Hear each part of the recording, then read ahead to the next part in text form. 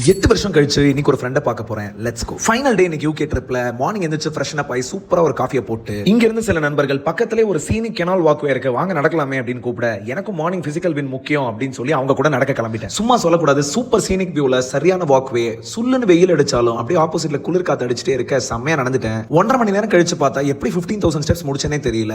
அதையும் சூப்பரா முடிச்சிட்டேன். இன்னைக்கு இந்த வாக்கிங்க்கு சூப்பர் கம்பெனி கொடுத்த 3 நண்பர்கள் மது, சுரேஷ் அண்ட் ராஜி சார். இவங்களோட கம்பெனில பேசிக்கிட்டே நடந்ததுல எப்படி ஸ்பீடா முடிச்சோனே தெரியல. சரியான ஃபன் அண்ட் கம்பெனி. இவங்கலாம் எனக்கு ரொம்ப எல்டரா இருந்தாலும் இன்னைக்கு ட்ரெண்டுக்கு அப் டு டேட்ல இருக்காங்க. அப்படியே வீட்டுக்கு வந்து ஃப்ரெஷ் அப் ஆகி பிரேக்ஃபாஸ்ட் சாப்பிட்டு நம்ம ஹோஸ்ட் ராஜி சார் அண்ட் ஃபேமிலிக்கு தேங்க்ஸ் அண்ட் பாய் சொல்லி அந்த இடத்தை விட்டு கிளம்பிட்டேன். ஆஃப்டர் 8 இயர்ஸ் என்னுடைய சூப்பர் சிங்கர் ஃப்ரெண்ட் ஹரியானாவை இன்னைக்கு நான் பார்த்தேன். எங்க 2 பேரையும் ஒரே சூப்பர் சிங்கர் சீசன்ல நீங்க எல்லாருமே பார்த்திருப்பீங்க.